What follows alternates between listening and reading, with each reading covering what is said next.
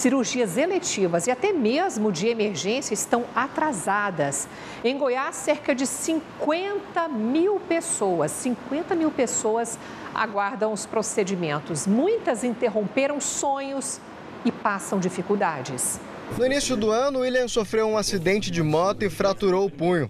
Há 8 meses, ele tenta recuperar os movimentos da mão por meio de uma nova cirurgia, já que a primeira não deu certo. Mas conseguir esse procedimento se transformou em uma verdadeira saga, uma peregrinação entre hospitais. Não sabia como que ia ser a cirurgia. Fui tratado com pinagem, fiquei com ela 2 meses. Desde o dia 16 de março, está correndo esse prazo da cirurgia, entendeu? Dizem que está na Secretaria de Saúde de Goiânia. A Secretaria de Goiânia disse que não recebeu essa solicitação lá ainda. Eu fui atendido na UPA do Cristina, tentou um encaminhamento de emergência, onde acabou saindo para o Hospital das Clínicas. Recomendo encaminhamento ao hospital de realização da primeira cirurgia para conclusão do tratamento, no Hugo. Só que no sistema me jogou para o Hospital das Clínicas. E a internação lá não tinha sido confirmada ainda. Eu fico aí na espera, né? Eu não posso fazer nada, não posso trabalhar. Ele guarda todos os protocolos e exames que fez para comprovar a necessidade da cirurgia já apontada nos laudos médicos. Nessa ressonância que eles fizeram de forma particular, o diagnóstico osteonecrose. A parte do osso que não recebe corrente sanguínea, ela acabou morrendo. Ou seja, tem uma pequena chance ainda, bem pequena, de fazer um enxerto para tentar recuperar. Só que eu tenho que fazer a cirurgia o mais rápido.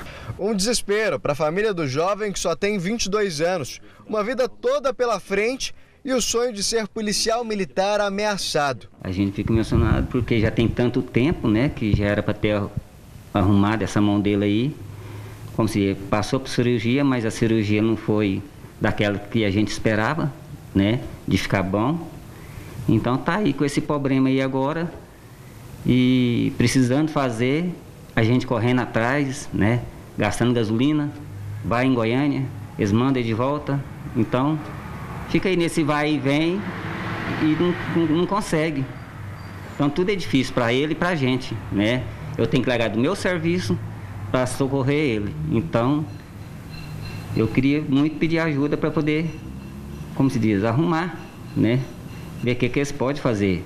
Assim como William, segundo um estudo da Faculdade de Medicina de Minas Gerais, mais de 1 milhão de pessoas aguardam por uma cirurgia no Brasil. A maioria delas foi adiada por conta da pandemia. São pessoas que aguardavam há anos e tiveram o procedimento adiado, ou em alguns casos, ainda nem remarcado. Aqui em Goiás, segundo a Secretaria Estadual de Saúde, são 50 mil esperando pelas cirurgias. O Gilmar também está nessa fila. Em dezembro do ano passado, ele caiu do telhado enquanto trabalhava e quebrou o fêmur e a patela. De lá para cá, vive em uma cadeira de rodas, dependendo dos 3 filhos para tudo, enquanto aguarda pela cirurgia. Eu preciso dessa cirurgia com urgência, porque para mim voltar a andar, para mim trabalhar, porque eu cuido dos meus filhos sozinho. O meu mais velho tem 11 anos. O meu caçula tem 8 e eu preciso dessa cirurgia para me trabalhar, para trazer o alimento para dentro de casa. Olha, 1 milhão de pessoas aguardam por uma cirurgia eletiva no Brasil. 1 milhão de pessoas é mais do que a população de Aparecida de Goiânia e Anápolis juntas. E em Goiás, um número muito triste também e desesperador. O sofrimento é terrível. 50 mil pessoas na fila por conta da falta da cirurgia eletiva, prejudicada principalmente pela pandemia. Como resolver esse problema? Como devolver a dignidade para essas pessoas? Por isso ele está aqui também, o secretário estadual de saúde, Ismael Alexandrino. Muito boa tarde, secretário. Eu imagino que deve ser uma operação muito difícil, mas ela deve ser realizada imediatamente. Como o Estado vai fazer essa fila andar e devolver a dignidade para essas pessoas? Boa tarde, Lucílio. Boa tarde, Luciano. Prazer falar com vocês. Lucílio, esse é um desafio que eu julgo provavelmente um dos maiores, se não o maior desafio que teremos na saúde. Quando nós assumimos, tinha em torno de 55 mil acumuladas. A gente tinha aumentado bastante o número de cirurgias. Com a pandemia, isso freou teve uma demanda reprimida e tanto o setor público quanto o privado acumulou isso. Então, nós estamos, na parte pública, fazendo toda essa, que a gente chama de higienização da fila, porque algumas pessoas podem ter já operado ou não ter a necessidade, enfim, estamos fazendo isso com a ajuda do COSEMS, dos municípios. Nós aprovamos na semana passada, para que a partir do dia 1º de outubro, a regulação dos hospitais estaduais que estão em Goiânia seja passada a regulação para o estado de Goiás e não mais para o município de Goiânia, que isso, além de outras questões, isso traz muita morosidade para o processo. E a gente tem gente espalhada no Goiás inteiro precisando de cirurgia eletiva. Então, há uma grande força-tarefa em relação a isso. Nós vamos necessariamente precisar também de conveniar estado afora, de forma descentralizada, serviços, sejam eles filantrópicos ou até privados, para também dar vazão a essas cirurgias eletivas.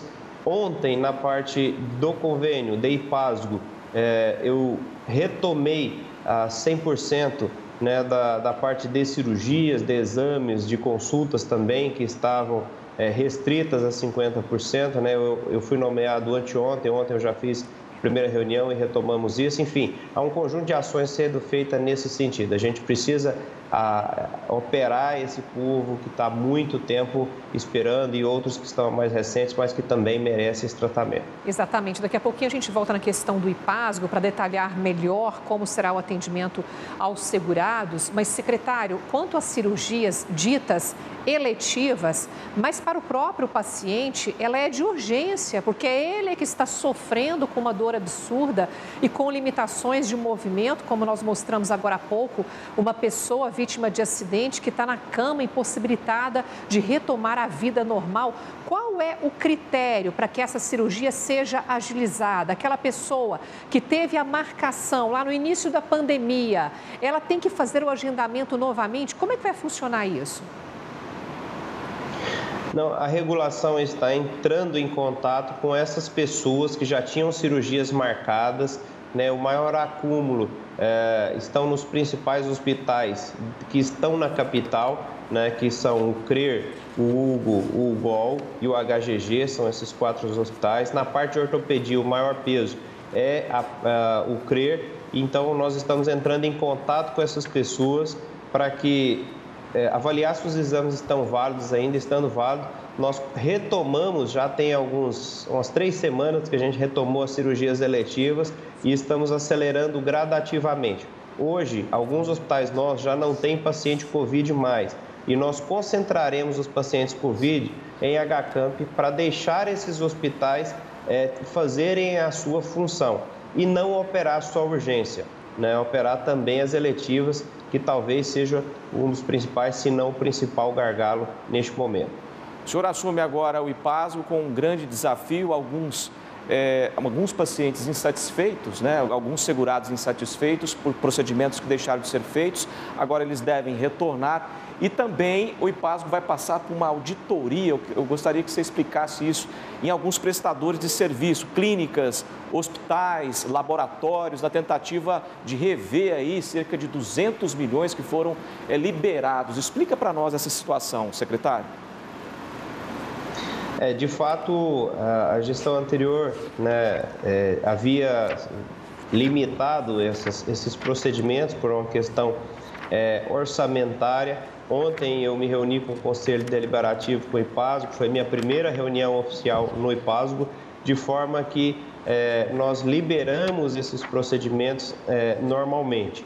Por que isso? Porque o usuário ele não pode ficar penalizado. Nós precisamos ter outras ações de gestão para mitigar o problema relacionado à questão orçamentária e financeira. O usuário não tem culpa disso. A gente tem que dar essa solução independente, né, da necessidade do usuário. Ela vai existir. E a auditoria é um dos procedimentos que se faz, né? Já tem procedimentos que são auditados, né, mas nós precisamos intensificar esta área, ampliar o número de pessoas que farão auditoria, né, para que não privemos ninguém, não deixemos de pagar ninguém também mas que a gente pague só aquilo que realmente foi feito da forma correta. Então, há um grande trabalho a ser feito no IPASGO, não é do dia para a noite que a gente vai resolver, mas nós estamos muito cientes dos problemas atuais. Ok, o senhor acaba de reforçar a necessidade de uma solução e como resolver uma outra situação que nós estamos presenciando, a baixa procura pela vacina contra a Covid-19. Estamos aí com adolescentes de 15 anos, né, sendo imunizados, secretário. Ok, secretário, me ouve agora? Nós tivemos uma interrupção no sinal. Agora eu ouço. O senhor entendeu a minha pergunta? Não ouvi tua pergunta. Então, eu repito, o senhor reforçou agora há pouco, em se tratando do IPASGO, a necessidade de uma solução. E aí eu pergunto como resolver uma outra questão que nós estamos presenciando, que é a baixa procura pela vacina contra a Covid-19. Nós que estamos aí com a imunização de adolescentes de 15 anos de idade, não é isso? É verdade. Existe um quantitativo muito grande de pessoas acima de 18 anos de idade que deveriam ter procurado as unidades e não procuraram. Sábado agora, nós faremos o dia D da repescagem. É um dia que nós vamos dedicar para que todos os municípios do nosso estado, as pessoas possam ter a oportunidade novamente de vacinar. Aquelas pessoas entre 18 anos acima, que não vacinaram também, e também a segunda dose. Nós já temos quase 500 mil pessoas que não retornaram para fazer a segunda dose. E temos praticamente 1 milhão de pessoas que não tomaram a primeira dose. Já são mais de 7 milhões de vacinas feitas no nosso estado de Goiás. Não estava faltando vacina, mas a gente precisa da colaboração da população. Portanto, sábado, dia D da vacinação, você que aí na sua cidade, fique atento ao posto de saúde, onde você vai poder ser imunizado, você que não se imunizou. E, claro, você vai ter todos os detalhes aqui na TV Serra Dourada, Jornal do Meio-Dia e Jornal Serra Dourada. Ismael Alexandrino, secretário, muito obrigado pelas informações. Boa tarde. Boa tarde, bom trabalho para vocês.